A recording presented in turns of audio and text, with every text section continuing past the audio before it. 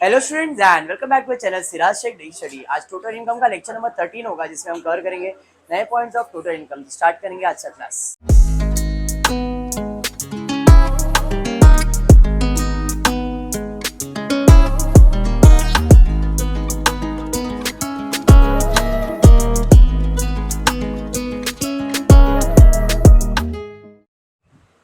देखो, total income जितना हो सकता है अपन कर रहे।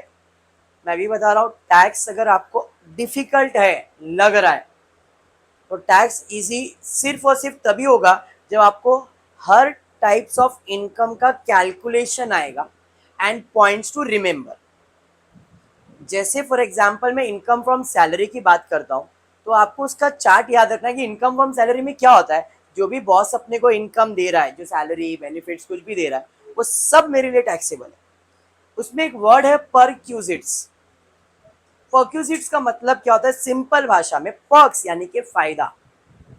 अब आपका बॉस आपको आपके लिए कोई भी चीज फ्री ऑफ कॉस्ट करके दे रहा है, जैसे रहने के लिए घर दे देता है, रेंट फ्री अकोमोडेशन जिसे कहते हैं, गैस का बिल भर के देता है, लाइट बिल भर के दे देता है, तो ये सब सैलरी के अलावा एक्स्ट्रा बेनिफिट्स है। इसे अलाउंसेस नहीं यूज करते, इसे कहते हैं परक्यूजिट्स। सर, अलाउंसेस का मतलब क्या होता है? अलाउंसेस का मतलब सैलरी के साथ साथ मिलने वाला बेनिफिट। जैसे सैलरी के साथ जो बेनिफिट मिलता है, dearness allowance, conveyance allowance, travelling allowance, leave allowance, ये अलावेंसेस हो गया जो अपने को मालूम है ये मिल सकता है। लेकिन परक्यूजिट जो होता है वो एक्स्ट्रा बेनिफिट होता है जो आपका बॉस रेयर केस में आपको देता है। तो परक्यूजिट में दो टाइप के परक्यूजिट होते हैं, एक टैक्सेबल, एक होता है नॉन टैक्सेबल। टैक्सेबल में सारी चीजें टैक्सेबल है, नॉन टैक्सेबल में सिर्फ एक ही चीज आपको याद रखना है, मेडिकल। बॉस का हॉस्पिटल है, उसमें मेडिकल का खर्चा हुआ, बॉस ने आपसे पैसा नहीं लिया तो आपका बेनिफिट हो गया। नॉन टैक्सेबल, इस पे टैक्स भरने की जरूरत नहीं है। तो ये भी एक परक्यूजिट है, लेकिन ये टैक्सेबल नहीं है। समझ में आ गया? हाउस प्रॉपर्टी की अगर मैं बात कर रहा हूं तो हाउस प्रॉपर्टी में सिर्फ दो ही चीज आपको याद रखना है कि भाई जीएवी का कैलकुलेशन कैसे करना है और इंटरेस्ट में कौन सा इंटरेस्ट लेना है। सब प्रॉपर्टी को इंटरेस्ट का डिडक्शन आता है, खाली एसओपी को 1 अप्रैल 99 के पहले का है तो 30,000, उसके बाद है तो 2 लाख रुपए, 3 लाख नहीं 2 लाख रुपए, बराबर। ये हाउस प्रॉपर्टी हो गया। उसके बाद बिजनेस एंड प्रोफेशन, दो टाइप के सम होते हैं, रिसिप्ट और payment, income and expenditure. Receipt payment है तो रिसिप्ट साइड पे जाने का, बिजनेस का रिसिप्ट लेने का माइनस बिजनेस का पेमेंट। और अगर प्रॉफिट एंड लॉस की बात करोगे तो नेट प्रॉफिट से चालू होगा, ऐड करेंगे एक्सपेंसेस जो बिजनेस से नहीं है, माइनस करेंगे इनकम जो बिजनेस के नहीं है, खत्म। कैपिटल गेन में क्या करना है? तो कैपिटल गेन में शॉर्ट टर्म है कि लॉन्ग टर्म है, पहले वो देखो। अगर शॉर्ट टर्म है तो कितना खरीदा कितने में बेचा माइनस करो, प्रॉफिट आ जाएगा। उधर इंडेक्सेशन कुछ भी नहीं होता है। लॉन्ग टर्म है तो पहले कितने में खरीदा फिर कितने में बेचा। अगर 2001 के पहले फेयर मार्केट वैल्यूज का निकालो, उसे सीएलआई में कन्वर्ट करो, करंट ईयर का वैल्यू निकालो, बेचा इतने में खरीदा था, माइनस करो, प्रॉफिट मिल जाएगा कैपिटल गेन। अदर सोर्स में भाई उसमें कुछ नहीं आता तो सब अदर सोर्स में आता है।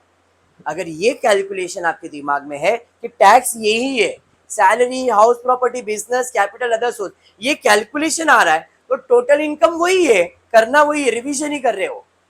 खाली सैलरी के साथ करो, अलग अलग सोर्स ऑफ इनकम ले लो, आप जोड़ी बनाओ और कैलकुलेट करो। टैक्स सिंपल है, समझ में आया तो, नहीं तो फिर बहुत डिफिकल्ट है। रूल्स रेगुलेशंस ज्यादा कुछ भी नहीं है, लिमिट आप लोग के लिए तो लिमिटेड है स्टडीज के लिए।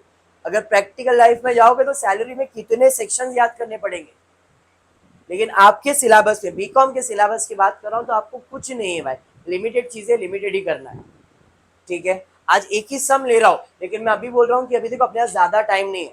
आज तारीख हो रहा है 4 अक्टूबर, बराबर है। 26 से एग्जाम्स है, क्लासेस में आपको 9 तारीख से प्रीलिम्स वगैरह है। एक प्रीलिम्स को लिखो अच्छे से, बराबर है। तो आपका प्रीलिम्स खत्म, फिर आपके एग्जाम्स आ जाएंगे, आप पढ़ाई में फोकस करने वाले।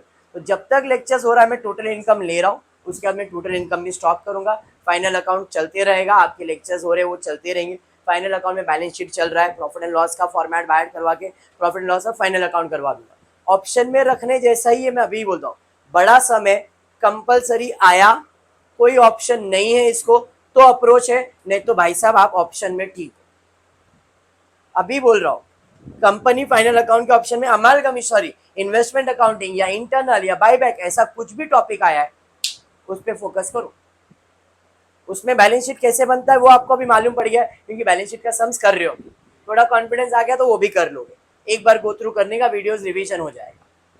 ठीक है पक्का। चलिए फिर स्टार्ट करते हैं आज का सम, देखते क्या दिया है। सबसे पहला जब मैंने क्वेश्चन देखा मुझे समझ में आई है प्रॉफिट एंड लॉस का सम है, तो नेट प्रॉफिट से प्रॉब्लम चालू होगा।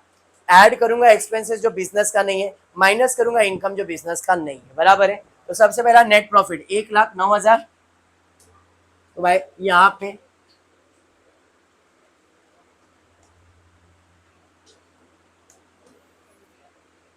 आ जाएगा पहला कैलकुलेशन 1, इनकम फ्रॉम बिजनेस और प्रोफेशन, बराबर है। इसमें सबसे पहला मैं कैलकुलेट करने वाला हूं नेट प्रॉफिट। तो देखो क्वेश्चन में नेट प्रॉफिट कितना दिया है, 1,09,000, 1,09,000, नेट प्रॉफिट 1,09,000। ऐड करूंगा इसके अंदर में क्या, ऐड क्या करूंगा, expenses not related to business और प्रोफेशन, बराबर। बट उसके लिए पहले एक एक करके एडजस्टमेंट देख लेते, बाद में पोस्टिंग भी जाएंगे। Depreciation as per income tax rule, क्या रूल है इसका, ऊपर दिया है तो इग्नोर, नीचे दिया है तो माइनस, दोनों में दिया है तो ऊपर वाला ऐड और नीचे वाला माइनस। डेप्रीसिएशन डेप्रीसिएशन डेप्रीसिएशन दिया है, बराबर है। डेप्रीसिएशन दिया है, ऊपर वाला ऐड और नीचे वाला माइनस, तो 13,000 ऐड होगा, 16,000 माइनस होगा। यहाँ पे डेप्रीसिएशन कितना है, 13,000 less depreciation as per income tax rule 16,000। हाँ बेटा बोल,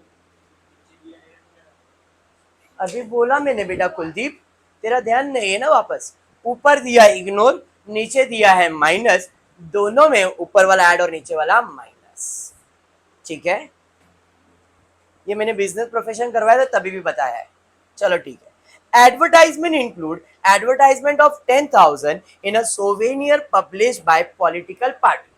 अब पॉलिटिकल पार्टी की वजह से अपने को एडवर्टाइजमेंट किया तो मतलब पर्सनल है, तो एडवर्टाइजमेंट कितना है 15,000, उसमें 10,000 क्या है पर्सनल है, जो पर्सनल है हम वो एक्सपेंसेस ऐड करते हैं। एडवर्टाइजमेंट कितना है 10,000, समझ में आ गया। चलिए बढ़ेंगे आगे। उसके बाद repairs and maintenance expenses are fully incurred for residential of the house of proprietor। मतलब रिपेयरिंग का खर्चा बिजनेस का नहीं है, प्रोप्राइटर के घर का है, मतलब पर्सनल है। रिपेयर्स रिपेयर्स रिपेयर्स यहाँ पे 5,000 पूरा पूरा क्या है पर्सनल। रिपेयर्स 5,000। उसके बाद एडजस्टमेंट क्या दिया हुआ है, he paid medical insurance ₹18,000 by cheque for himself. खुद के लिए मेडिकल का खर्चा, मेडिकल इंश्योरेंस का खर्चा किया है। ये तो एक्सपेंस है, इनकम है क्या, नहीं। एक्सपेंसेस का डिडक्शन मिलता है चैप्टर 6A में। C investment, C investment, D medical. खुद का मेडिकल इंश्योरेंस भर रहा है तो 25,000 रुपए तक अलाउड है, लेकिन by cheque, demand draft, debit card, credit card से दिया है तो, कैश भरा है तो डिडक्शन नहीं मिलेगा। भाई साहब ने बाय चेक भरा है तो 18,000 भरा है, 18,000 का डिडक्शन मिलेगा। टोटल इनकम में होगा, अभी होगा क्या, नहीं। आगे, you are required to compute total taxable income. ठीक है, चलिए भाई ये तो हो गया। अब एडजस्टमेंट खत्म। इधर से सैलरी तो बिजनेस का ही होता है, फायर इंश्योरेंस बिजनेस का है, स्टाफ वेलफेयर स्टाफ का ही है, interest on proprietor capital personal है, मतलब ये आ जाएगा। तो भाई इंटरेस्ट ऑन प्रोप्राइटर कितना है बाबा, 5,000। शर्मिली क्लियर है बेटा। आगे बढ़ेंगे। उसके बाद क्या है, सैलरी टू प्रोप्राइटर, खुद के बिजनेस में सैलरी ले सकते हैं क्या? नहीं। तो भाई पर्सनल है 12,000 सैलरी, टू प्रोप्राइटर कितना है? 12,000। उसके बाद जनरल एक्सपेंसेस बिजनेस का, एडवर्टाइजमेंट बिजनेस का, प्रोविजन, प्रोविजन का दूसरा नाम है reserve, reserve for bad debts मतलब पर्सनल। तो भाई reserve for bad debts personal हो गया, समझ में आया? तो ये आ जाएगा provision for bad debts, very good, 7,000। उसके बाद ट्रैवलिंग बिजनेस का ही होगा, रिपेयर्स हो गया, investment in public provident fund, public provident fund में इन्वेस्ट कर तो पर्सनल है ना, बराबर है, और इसका डिडक्शन भी मिलेगा, वेरी गुड। तो भाई 70,000 रुपया है इन्वेस्टमेंट, पीपीएफ 70,000, और इसका डिडक्शन भी मिलेगा चैप्टर 6 के अंदर इन्वेस्टमेंट का, बराबर। चलिए बढ़िया। एडवांस इनकम टैक्स पर्सनल, अगर यही जगह पे एडवांस जीएसटी होता, सेल्स टैक्स होता तो बिजनेस का होता। इनकम टैक्स कितना? 8,000। उसके बाद क्या भाई? ऑडिट फीस बिजनेस का है, डेप्रिसिएशन हो गया, नेट प्रॉफिट हो गया, तो ये सब एक्सपेंस। अब इनकम साइड पे जब भी जाओगे तो याद रखो बिजनेस एंड प्रोफेशन का इनकम साइड बताता है उस इंडिविजुअल को और कौन सा इनकम है। अगर सब बिजनेस का है तो मतलब उसे और कोई अदर इनकम नहीं है, मतलब ना सैलरी, ना हाउस प्रॉपर्टी, ना कैपिटल, ना अदर, कुछ नहीं। लेकिन जैसे यहाँ पे गए तो मुझे पहला पता चला उसके इनकम में interest on FD with bank, bank में एफडी करके रखा है, उसके ऊपर ब्याज मिल रहा है, तो ये इनकम बिजनेस का है क्या? नहीं, personal income from other source, बराबर। तो भाई इनकम फ्रॉम अदर सोर्स में 8,000 रुपया आएगा, मतलब बिजनेस के साथ साथ इसे दूसरा सोर्स ऑफ इनकम है, income from other source. But अभी तो बिजनेस की पॉइंट ऑफ व्यू से बात करूंगा तो क्या बिजनेस का है क्या? नहीं, तो माइनस करना पड़ेगा। Less interest on fixed deposit कितना? अगर सीनियर सिटीजन होता तो 50,000 तक डिडक्शन क्लेम कर सकता है, समझ में आया? चलिए ठीक है, आगे। Interest on public provident fund, ये भी इनकम फ्रॉम अदर सोर्स है लेकिन एग्जम्प्ट इनकम है। इंटरेस्ट ऑन पीपीएफ कितना है? 15,000। बिजनेस का नहीं, पहले बिजनेस का है नहीं, वही चेक करते अपन, मतलब इतना ही बिजनेस में आने वाला है। अब टोटल एक्सपेंसेस, टोटल इनकम इसका कितना? पक्का ना? 1,30,000, 1,30,000। इसका टोटल 10, 20, 31, 39।